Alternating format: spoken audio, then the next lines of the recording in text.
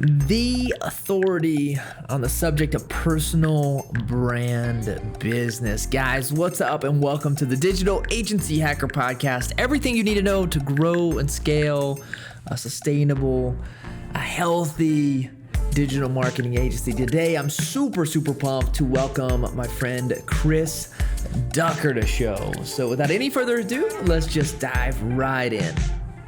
So I've been following you a long time, and I feel like personal branding in the last like 3, 4, 5 years has completely revolutionized, the way we sell, the way we grow our businesses, right? So talk to me about like where you kind of came onto this journey. When did you really first start looking at this personal branding and like, hey man, this is a real center part of growth in terms of businesses? Well, the thing was, so I've been building businesses almost 17 years now. So, a good few businesses in, a couple of pretty big failures under there as well. But ultimately, at the core of what I still do nowadays, I'm just a sales and marketing guy. That's it. I don't have any delusions of grandeur. I don't kind of, need, dancing Vegas girls and, great big, fanfares or whatever. I'm just another hardworking sales and marketing guy at the very core of it. But the branding element, I think, has always been there. It's called reputation. It's called what people say about you when you're not in the room, when you're not around, when you're not at that conference, when you're not at that breakfast meeting or that coffee meeting, right? That's your personal brand ultimately. And so it probably wasn't until, I'm going to say probably about 2014, I had gotten online in January of 2010, really first, for the first time properly, other than like, email, building a company website, that sort of type of thing, YouTube, cat videos, stuff like that. And I'd really just started blogging and podcasting. I was blogging in January 2010, podcasting in April of 2010, and, online video, social media, all that stuff. So, and then the book deal for my first book, Virtual Freedom, came along from a publisher in the United States. And they were like, we want to publish the book. We think you've got a great personal brand. We love the community that you're building, yada, yada, yada, yada. And that was really kind of like the flashpoint in front of my eyeballs. It said, hold on, personal brand? I know the term. I've heard it before. It's nothing new, but I'd never considered what that meant for me personally until that point. And so, landing, when you land a publishing deal like that, it kind of pricks up your ears a little bit. And so we went ahead and we did the book. We got 4 offers on the book, actually, from, I think it was shopped to 16 different publishers. So it was a pretty good buy-in. The book has done very, very well. It's called Virtual Freedom. Yep. We've sold probably close to 100,000 copies now across a number of different mediums, and there's over 1,000 5-star reviews on Amazon. It's done very, very, very well. And I'm not saying it's been because of my personal brand, but that was the catalyst for me to turn around and say, okay, this is something I need to lean into a little bit more moving forward. Dennis Yu, I don't know if you know him. I had a call with him. I had a call with him, I guess it was last year. And he said something that, I don't know, it just completely changed my game for 2020, because at this point, didn't have a Twitter, didn't have Instagram, didn't have any of it, to be honest with you. I'm just not, I don't enjoy those things. But he said, what's more important, perceived authority or actual authority? And I felt I was raised in this old school culture of like, well, actually being smart is probably smarter than people, or better than people thinking you're smart. And no, your perceived authority is what the gateway to anything else. What's your thoughts on Dennis? I would tend to, Dennis is a smart guy, right? So I would tend to agree with him on that. My whole thing is that, you see a lot of people online. And here's the thing, when it comes to a personal brand specifically, right? The barrier to entry on that is so low now because of all the things you just mentioned, that pretty much anyone can get online and say whatever the heck they want to say about themselves. And here's the newsflash, like, people lie on the internet, like it happens a lot, right? So you need, whereas on one hand, you kind of have to take everything you see online with a little bit of a pinch of salt, right? But on the other side, yes, perceived value is key to building that personal brand. And particularly if you haven't been quote unquote online for a while, just because you've only just started to take it really seriously the last couple of years, that doesn't mean that you don't know what the heck you're talking about. Right. Like, you've earned your stripes. It just hasn't been on Twitter, but people don't know that. People aren't aware of that.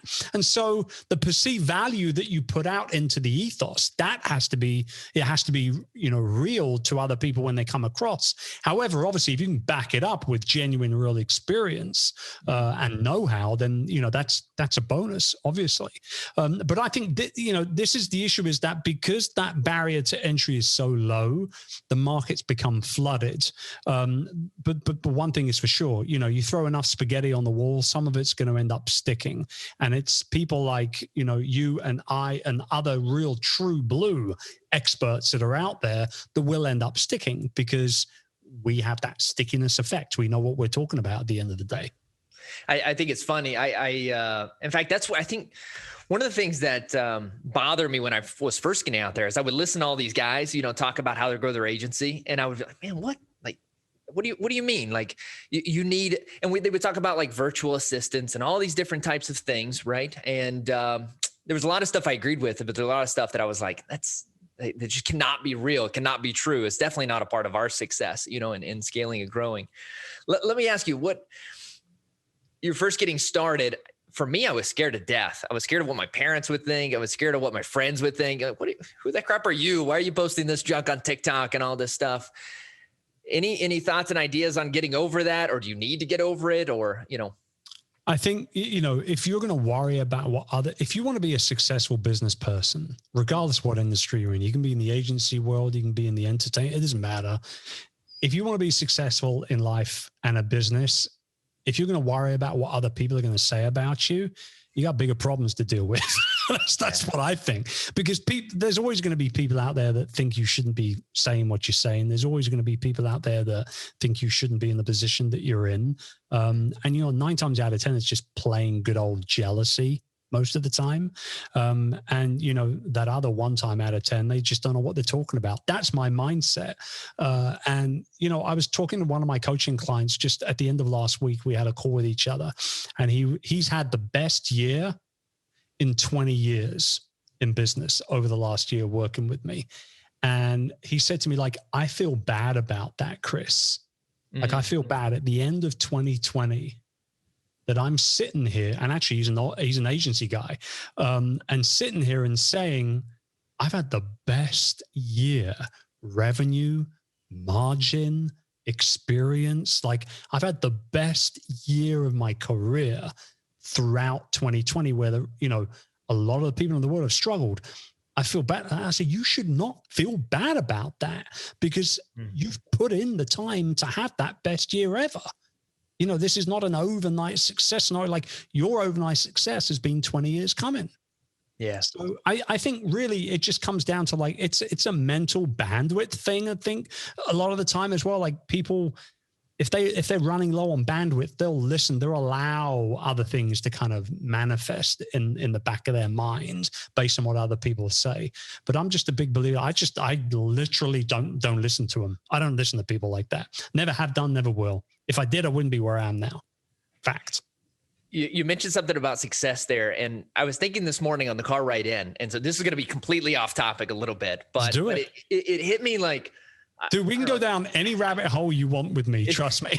It hit me like a ton of bricks, because I was actually early in the morning, I was talking to one of my friends about success. We were talking about winning, and we were talking about all this good stuff. And I was thinking, like, man, but every single person I talked to, and you even just for a second mentioned it on the beginning of the call, like, we all fail and we learn through those failures a lot. Like, how are we talking about, I mean, those failures are wins, in a lot of ways, if you use them right? If we overcome them properly, if we fail with dignity, if we don't go down, and it gets us into depression and all this types of craziness, that the world can bring on. Why are we not talking about how good it is to fail, and fail young, by the way, is much better than maybe when you're, in your 70s or 60s, but encouraging it almost. You've got, I think the perceived mentality is that you've got less to lose earlier on in life. A lot of the, oh, I can bounce back from it, that kind of thing. My whole thing, like, I think there are people think that, talking about failures. I think overall, entrepreneurs nowadays are actually more open to talking about their losses and their failures and when they screw up than they were maybe 10, 15, 20 years ago. My whole thing is that I often say that you need to continue to learn in order to continue to lead. And I'm a big believer of that. I live that every day. I read every day. I consume every day. And I'm not talking junk TV. Like, I want to, if I want to learn, so I'm going to read Zig Ziglar, like old school. I'm going old school with this kind of, a lot of this stuff, When Zig would say something like, oh, you need a checkup from the neck up, that's legit real leadership right there. And they're the kind of people that I want to learn from. Yeah. I'm not going to learn so much. And for example, we maybe use Gary Vaynerchuk as an example. I know Gary. I've spent time with Gary. He's a cool guy. But that whole kind of hustle and grind mentality is not my bag at all. I'd rather hang out, listen to the same audio tape that I've listened to from Zig Ziglar for an hour than watch an hour of Gary on YouTube. And I like Gary. So I think you get the opportunity to go in whatever direction you want to go to with that stuff. And for me, if you're failing, then you're failing forward. You might be, at that point in time, having a losing, era in your career, for example, if you want to call it that. But ultimately, by failing forward, you're actually still moving forward. You're not moving backwards. And I think it's just a mentality shift, I think, a lot of the time. I'm even thinking the other day, my little brother was thinking about his new business, and I told him my end advice was, don't do it. I don't think it's going to work. I was more focused on the profitability of the company than I was about the learning experience that he would have, where he doesn't have a wife, he doesn't have kids, he doesn't, who cares, type of thing. Right. And so how are we almost looking for those type of opportunities, safe to fail opportunities? You mentioned, we're building our brand. We're starting to do business, in agencies, which is most of our listeners. One of the things that you mentioned, I saw a quote from you. It says, charge what you're worth and don't apologize for it. Right. And I talk a lot about charging and how to price things. And so I'm going to tell you what I thought here in a moment. And you're going to tell me how wrong I am by coaching that probably. But the first thing is, how do you determine, in agencies, I see, Vander Media, they charge $1 million for stuff that, my agency, even we charge, 10,000 or 20,000, and even smaller would charge. How do you determine your value, especially in today's market? And especially with a lot of these entrepreneurs that, let's face it, they're 22 years old. They've ran 10 campaigns in their life, and now they're trying to charge $2,000, $3,000 for Facebook ads. How do you determine your actual value before you can? Well, I think there's two numbers, right? There's the industry rate, the industry number, and then there's your personal rate, your personal number, right? In terms of, this is what the industry is charging, and this is what I want to charge, what I think I should charge. And I think that there has to be a balance there. If you want to be successful, there's got to be a balance there somewhere. I mean, Gary and VaynerMedia, they get the opportunity to charge the ridiculous amount of money that they might charge for a campaign based on maybe, say, one of your listeners or even your own campaign. You could do the exact same work. You could get the exact same results, but could you charge, say, $1 million, or would you have to charge, I don't know, 100? Gary gets the opportunity. Gary and VaynerMedia get the opportunity to do that because of the stripes that they've already earned, because of the brand that they've already built. And by the way, we shouldn't use Gary as an example for everything. Like, he's an anomaly. Like, the Gary V's come along, once every 30, 50 years or whatever, right? So, but you're right. There are, particularly in service-based environments, there are ridiculous numbers being thrown around, from one set of service-based professionals compared to another. And I think a lot of the time it might just be them saying, you know what, I believe I'm worth, $5,000 an hour as a consultant. So I'm going to charge for it. Now, whether they actually close business is a whole different ballgame. But if they believe that they're worth $5K, that's their right, their rate card rate. They're going to go out for $5K an hour. Yeah. They might have to lower it. They might have to pivot in some other way, but ultimately that is what they are, they believe that they're worth. My whole premise on charge what you're worth is that there is only one you out there. And regardless of what industry you're in, if you lean into your uniqueness, the stories that only you've got that you can tell, the personality that only you have, if you do that, you ultimately build a future-proof business because there's only one you. It can't be copied, right? The services can be copied.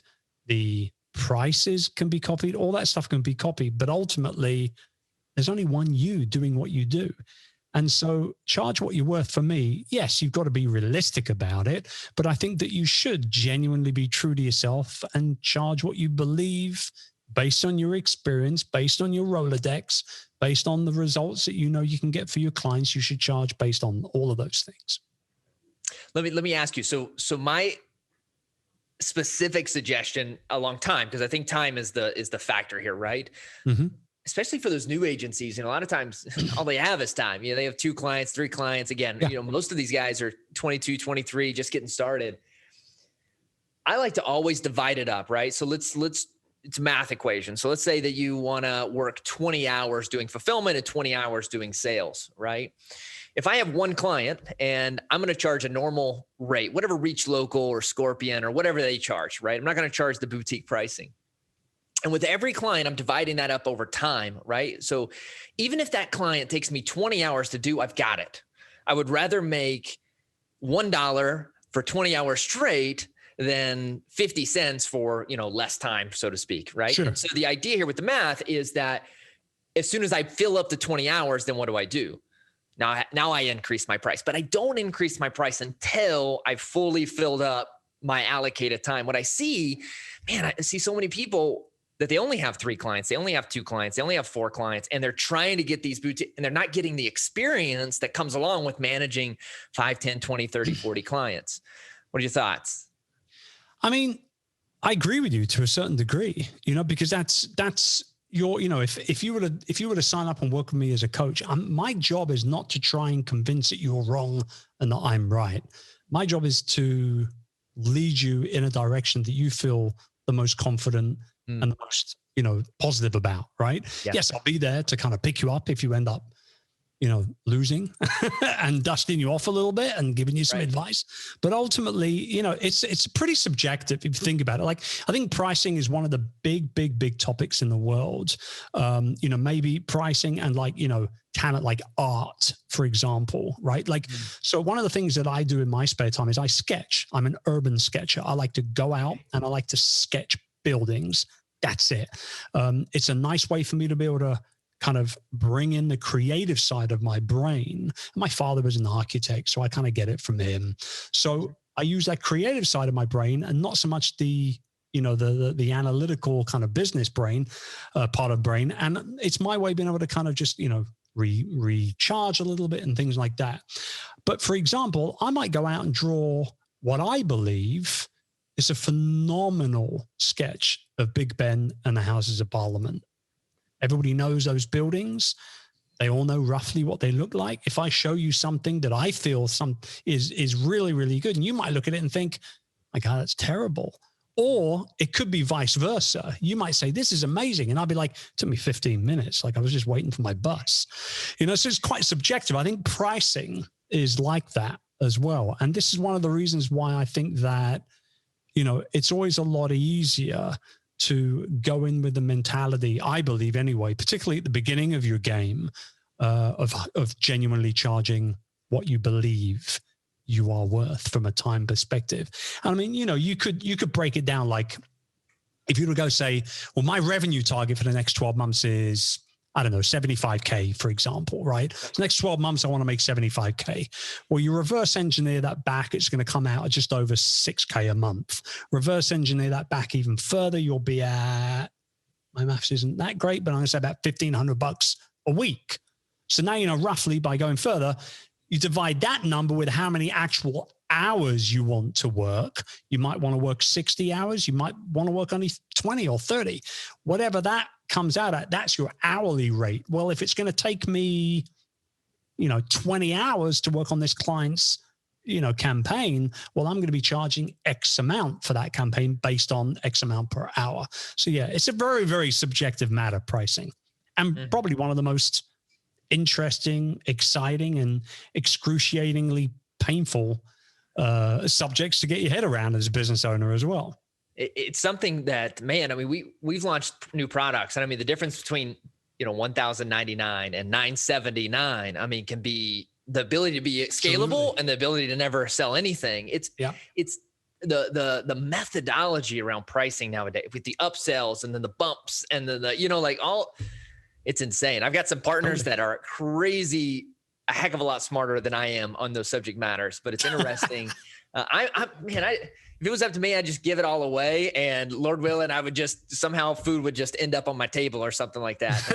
The pricing always, oh man, it drives me nuts. The stork would carry the food in for the babies. That's what it is. Right? It's crazy. But let me ask you. So going back to branding, all right. So I'm right now actually. I mean, this is perfect because it's for me. I'm in branding mode. How do I increase my brand in 2021? How do I speak at more events? How do I, you know, get out there more, right? Which I know a lot of what our clients are trying to do as well.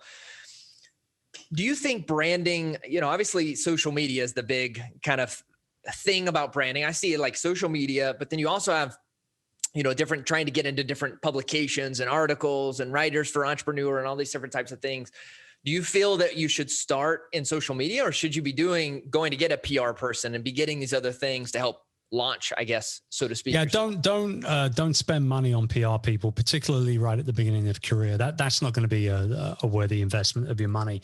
I think, you know, if you gave me $5K a month to put towards anything right now to help me build my personal brand, I would put $5K into Facebook and Instagram ads. Bosh, easy, all day long. But I wouldn't be interested in getting people to like my page or to follow my profile. What those adverts would be doing would be twofold. Number one, they would be serving up helpful, valuable content that offers people a quick win based on a problem or a question that they're experiencing currently right now. In fact, actually, every piece of content that I create has to either A, answer a question, or B, solve a problem quickly, one or the other. That's my so-called content strategy. It's really that simple. So the first thing I would be doing is I would be dropping insane amounts of valuable content, not just content, but valuable content. The type of content when people say, oh, I got to save this video, I'm going to come back to this. Or, oh, holy moly, I need to save this article on my, you know, Evernote file. Yeah, I got to clip this, or whatever you do, right? Like, that kind of content. And then secondly, those ads will be running based off of people who have viewed that content. I would be then showing them ads that would ultimately get them to a free opt-in magnet of some variety based on the relevance of whatever it was that they had just consumed. So for example, if they have read, you know, my, you know, guide to building Facebook ads going into 2021 blog post, my free opt-in magnet is going to be my Facebook ad cheat sheet for 2021. 5 things you absolutely must have in your first advert campaign, that kind of thing. The relevancy is absolutely huge. And that's what I would be doing. And here's the other thing. Social media is great. It's fantastic. It's a great way to amplify your message, to spread your expertise, to connect with people, to answer quick questions, to build relationships and all that sort of stuff. But understand something. You don't own it. You don't own YouTube. You don't own Twitter or Facebook or LinkedIn or anything else for that matter. You can, however, and you should own your own website. And I mean your personal brand website. chrisducker.com is my brand website. So I'm going to utilize all those other platforms that are out there, but I'm not interested in ultimately staying on those platforms with my people. I want to get them over to my house. I want to offer them a cocktail, and I want them to invite them back for a dinner party at my house. In other words, I want them on my email list. That's it. Email list, though, that's the end of the day. That's the goal. Get them to opt in. So you're essentially potentially testing, $5, $20 on all these different types of content, and your best ones you're investing more money in until another one performs better, and then you're swapping them in and out, ultimately to get email lists. Now, I've been debating this for the last couple of weeks. Do you do both email and text? Because nowadays text is pretty big as well. Most of these big guys text me here, text me here. I think, yeah, it's interesting how everybody's jumped on the text bandwagon over the last 12 months or so. I've not done it. And I think the main reason behind that is because my market, or my target market, is certainly worldwide. I'm not interested in just the US market, for example, or a UK market or a European market. 65% of my viewers, listeners, and readers are in the United States. And then the other 45% of, all of those analytics, all those numbers are broken up from all around the world, literally. And so if I was to not have a focus on building my email list and put all that focus into, say, creating a text list, I might get a whole bunch of people from the United States. But if I'm offering a US number, everybody else that tunes into what I do is just going to tune out. And there's no way I can invite them over for my dinner party at that point, right? So I think that depending on what your focal point is from a target market, and B, what industry you're in, whether it'll actually serve the industry properly or not, maybe text is not a bad idea. It's definitely not in my strategy, but I know many, many good friends where it is. Interesting. How often, when you get the email list? So I'm doing once a week, every Saturday. I got a Saturday hustle email where I talk about what I've learned that week and what I've done. What do you got going on with your email list? Yeah, we do a weekly digest. It goes out every Friday, and it basically it's 3 different sections in the email. The top section is usually led by an image of some variety. Yeah. And then it's kind of like, this is what I've been doing this week. Hasn't it been a great week? Hey, I chatted with JC. He's a great interviewer. I hope you guys are having a great week. And then the second section is, here's what you might have missed that we've published. So there's usually a podcast episode and a video that we link to in there with a short description on both.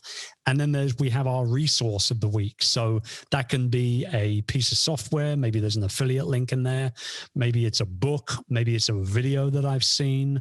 Maybe it's, whatever. It doesn't matter what it is. If I feel like it can bring some level of value to my audience, I'll include it in there. And by the way, if I don't find anything, if my team doesn't locate or collate anything that week, we just don't add it in there. We don't put stuff in there just for the sheer fun of it, because you want it to be 100% value, 0% fluff at all time.